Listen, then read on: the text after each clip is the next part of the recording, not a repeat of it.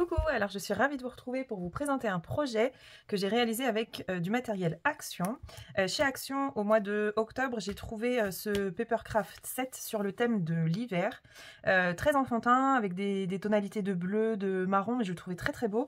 Et je m'étais lancé un petit défi de réaliser un projet avec l'ensemble du set. Et donc le projet que je voulais réaliser, c'était un album sur la thématique de l'enfant, plutôt petit garçon, donc soit bébé soit petit garçon, sur le thème de l'hiver.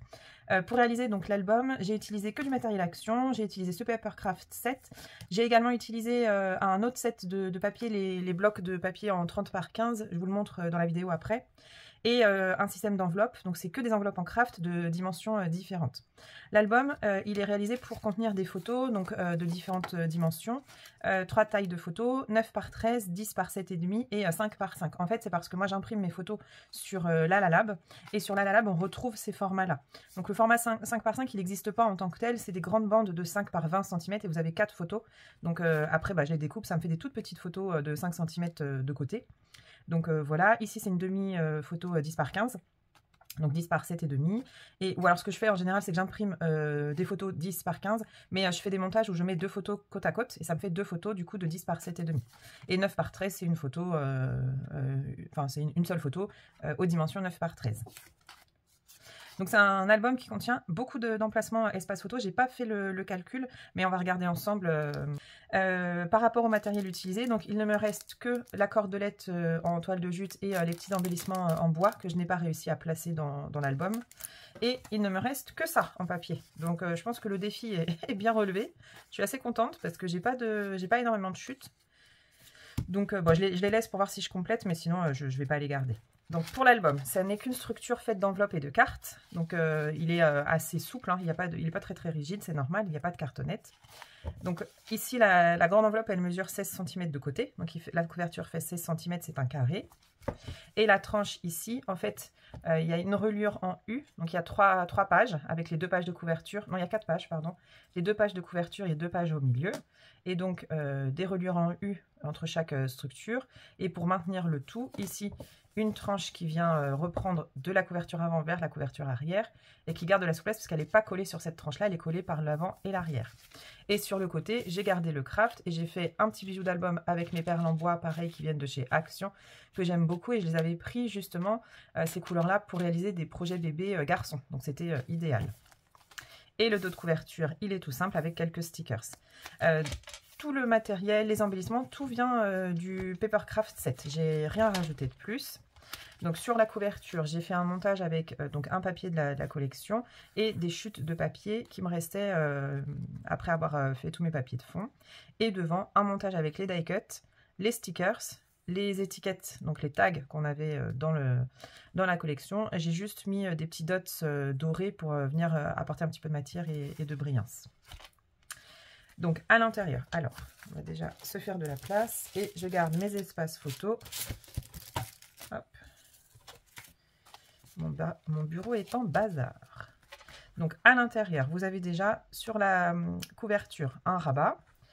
Donc au niveau des espaces photos, on peut voir tout de suite qu'on met une photo 9 par 13. Et donc comme le papier est très chargé, je l'ai laissé tel quel, il est très beau. Hein. Franchement, j'ai adoré ce set. Et vous voyez qu'en venant poser votre photo 9 par 13, finalement on devine les dessins en dessous, mais ça c'est pas trop lourd puisque la photo viendra cacher ce papier de fond. D'ailleurs pour les photos, si mes photos ne sont pas dans les coloris bleu et marron, je les mettrai en noir et blanc, comme ça ça ressortira mieux, puis il y a un petit côté ancien, voire même en sépia peut-être pour le côté ancien, pour s'accorder avec la thématique de l'album. Donc ici une photo 9 par 13 au maximum. Évidemment si 9 par 13 rentre, vous avez les 10-15 qui rentrent également, donc après c'est au choix. Donc le premier rabat qui s'ouvre.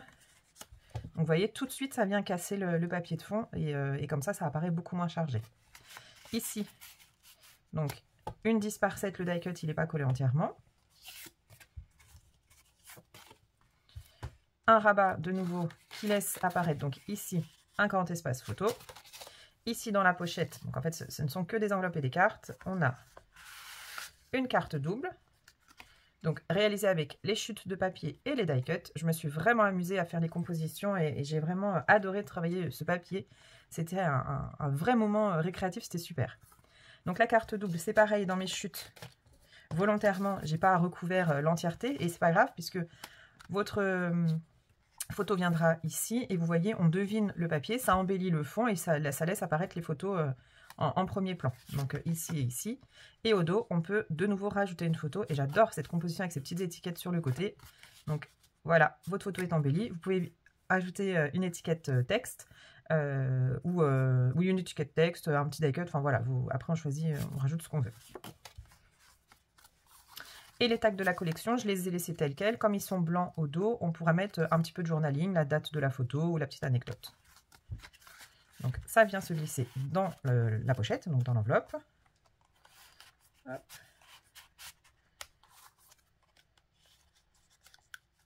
Voilà. Donc j'ai décidé de prendre de la cordelette bleue pour bien trancher avec le craft. C'est pour ça que j'ai pas utilisé la cordelette qui était fournie dans le kit. Ici, un système de rabat qui tiennent donc avec des œillets, la petite cordelette, donc ça libère le haut de l'enveloppe.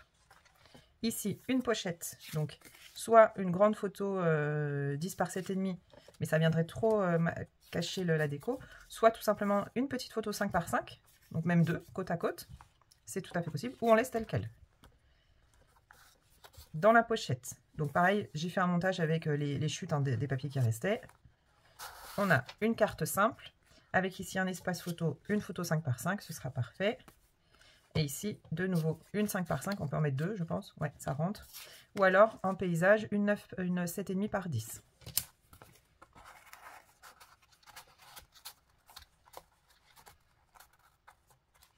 Et de nouveau dans la petite pochette, un tag. Ici, donc au niveau de la déco, on peut venir glisser une photo 5 par 5. Et à l'intérieur de la pochette, de l'enveloppe, hop là, on a une autre carte. Donc ces cartes-là, c'est les cartes en 13 par 13. Elles sont top. Donc ici la déco. Et à l'intérieur, vous avez en 10 par 7, ça rentre. 9 par 13, je pense qu'on est un petit peu juste. Faudra, ouais, on est un petit peu juste. Faudrait, soit on décide de garder la 9 par 13, mais on vient retailler. Sinon, pour garder les proportions, la 10 par 7, c'est idéal. Et ici, au dos, hop là, la 10 par 7. C'est 10 par 7 et demi d'ailleurs. Hop, ça vient glisser dans l'enveloppe, on referme et on vient repasser la ficelle dans l'œillet.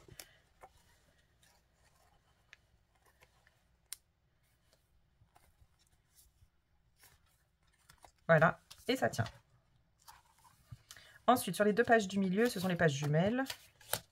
Ça, j'aime bien faire ça, des pages jumelles. Donc, un papier de fond. Et je suis venue le casser ici avec un papier un petit peu moins chargé, parce qu'il était très, très chargé. Et finalement, quand on pose sa photo, eh ben, c'est parfait. Le papier de fond, il apparaît... voilà, ça le calme tout de suite. Donc, soit la 9 par 13, ça rentre. Donc, ça rentre des deux côtés. Ou alors, une 10 par 7,5, on peut jouer aussi sur les dimensions des photos. C'est tout à fait possible. Ou on peut aussi s'amuser avec les toutes petites photos en 5 par 5 et les mettre, hop, en escalier comme ça. Tac, tac et tac, c'est possible. Donc, les pages jumelles, elles sont construites en symétrie. Donc, sur le milieu, la pochette et ici, des rabats. Donc, sur le premier rabat, ici, la 10 par 7,5, ça rentre parfait, c'est super. À l'intérieur, hop, on vient casser ce papier à pois qui est très chargé. Et ici, c'est pareil. Et vous avez en dessous encore un rabat. Donc j'ai prévu des emplacements aussi en format paysage. C'est pas un format que je fais beaucoup, mais peut-être que sur mes photos, je vais l'utiliser. Donc voilà, on peut l'utiliser. Ici, le 7,5 par 10 ou alors la 9 par 13 en paysage, elle rentre. Et en portrait, elle rentre. Mais j'ai oublié de... J'ai collé mon die cut entièrement. Donc on verrait pas la moitié de l'ours. Donc ça, c'est une petite erreur. J'aurais dû le coller juste cette partie-là. Donc en paysage, ou si vraiment j'ai qu'une photo en portrait, hop, en 7,5 par 10, ça rentre. Donc ça, c'est pour cette page-ci. Ici, de nouveau une pochette, donc avec la petite enveloppe. J'ai réalisé une pochette qui renferme de nouveau un tag pour le journaling et une petite carte, hop, pratique avec ce petit onglet que j'ai fabriqué avec une perfo ronde. Donc une petite carte simple pour alors des formats 7,5 par 10, mais c'est un petit peu juste. Moi, j'y mettrais bien deux photos 5 par 5. Et ici, une photo 5 par 5. Voilà, comme ça on garde la déco de la page.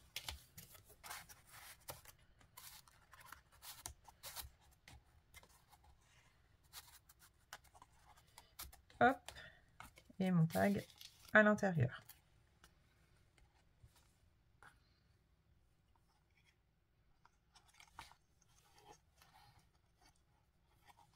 Donc ça, c'est un système de fermeture sans aimant, c'est très pratique.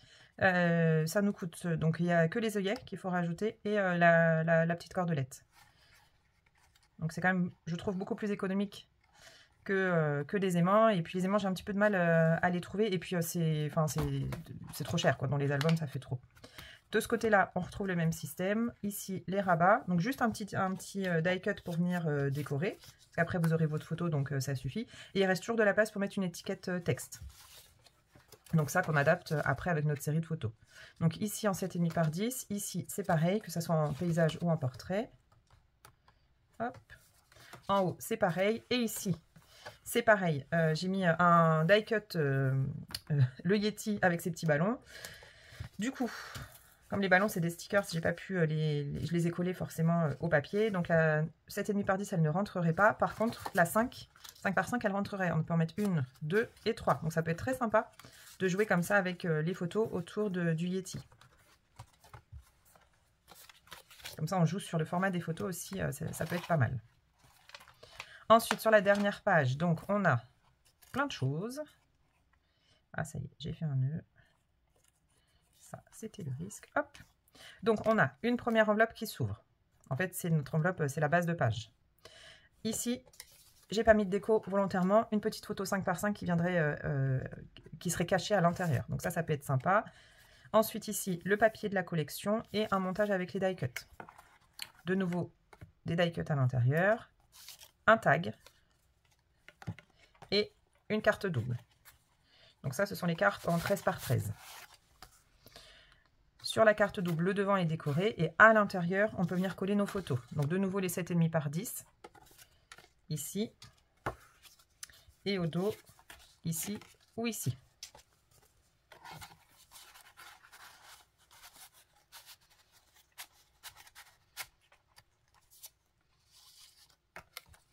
Donc ça, c'est pour ce côté-là.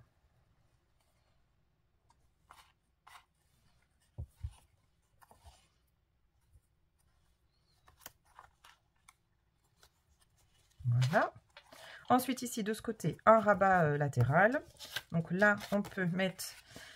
Est-ce que je l'ai collé? Ouais, je l'ai collé en entier aussi. J'ai pas pensé pour mes photos. Donc, soit on vient coller 9 par 13, mais bon, ça vient masquer. Soit pour garder notre déco, la 7,5 par 10 en portrait. Ou le mieux, ça serait en paysage. Et là, je regarde. Une 5 par 5 en dessous. Ça serait possible. Sur ce rabat ici, est-ce que j'ai... Ah bah oui, décidément, j'ai pas... Non, bah j'étais fâchée, j'ai pas voulu.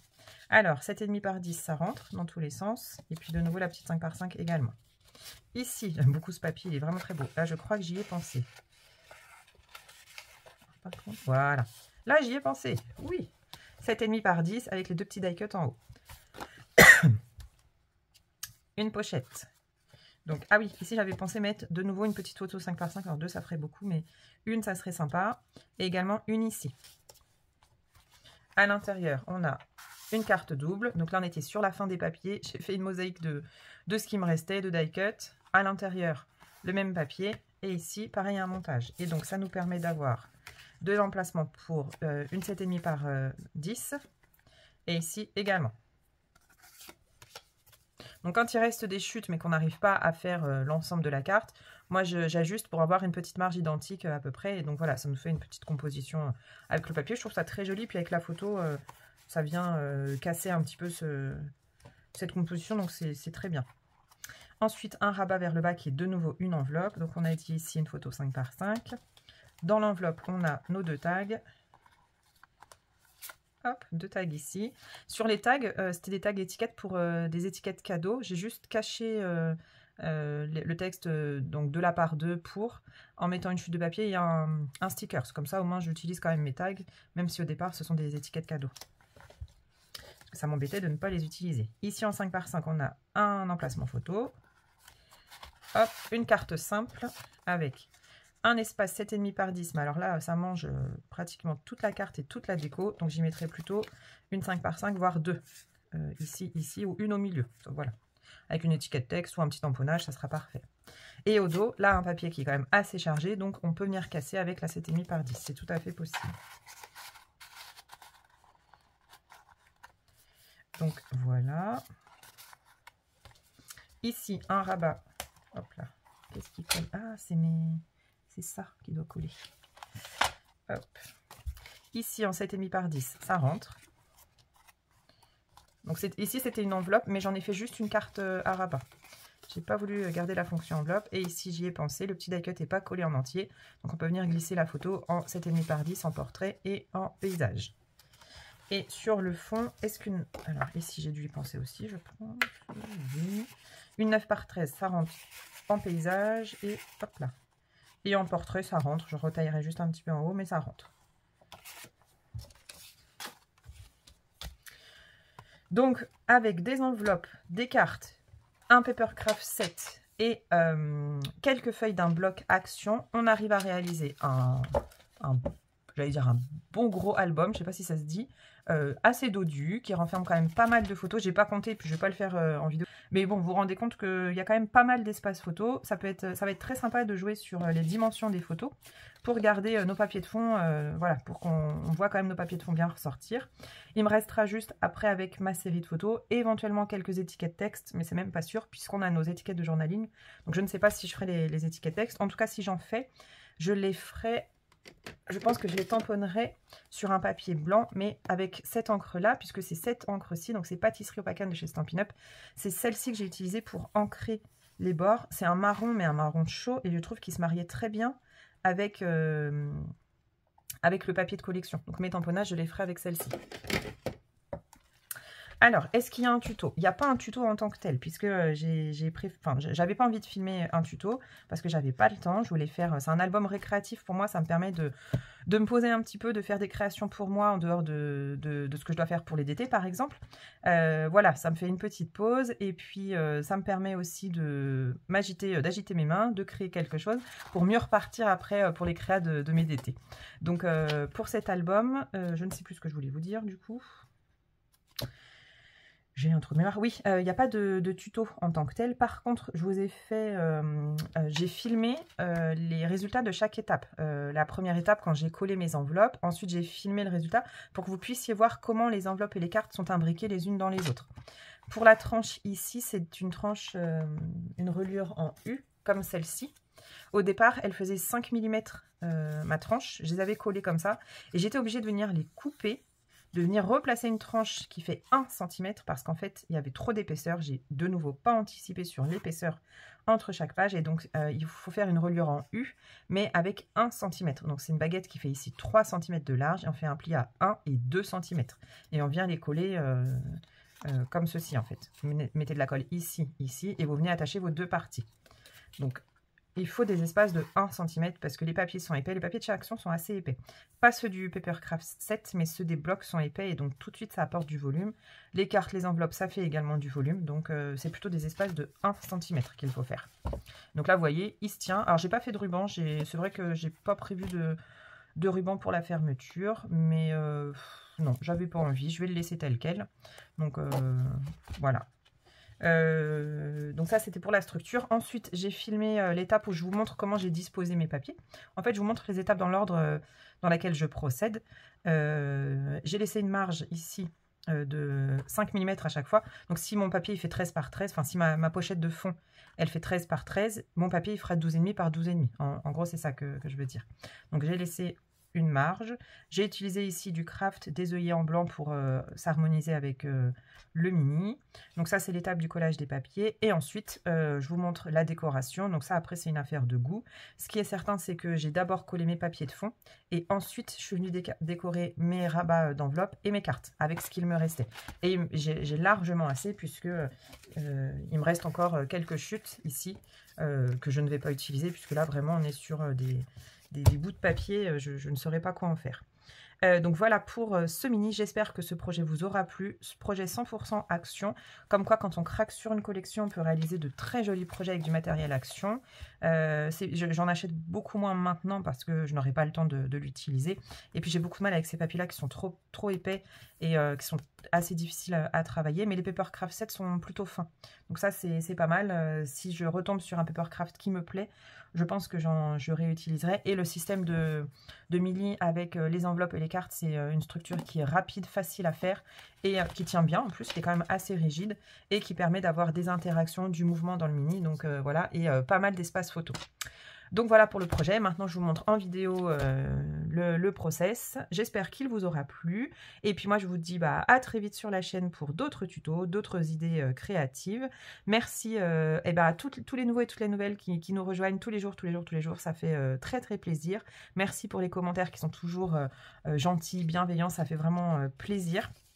J'espère que le contenu vous plaît et que vous me suivrez également en 2024. Voilà, je vous dis à très vite. Je vous souhaite de bonnes fêtes parce que je ne sais pas si je reviendrai d'ici la fin de l'année, enfin d'ici les fêtes de Noël. Donc de très belles fêtes de fin d'année en famille pour vous, je l'espère. Et puis en attendant, je vous souhaite un bon scrap, de belles idées créatives, du partage, de la créativité et surtout amusez-vous et prenez du plaisir. À bientôt et bye bye!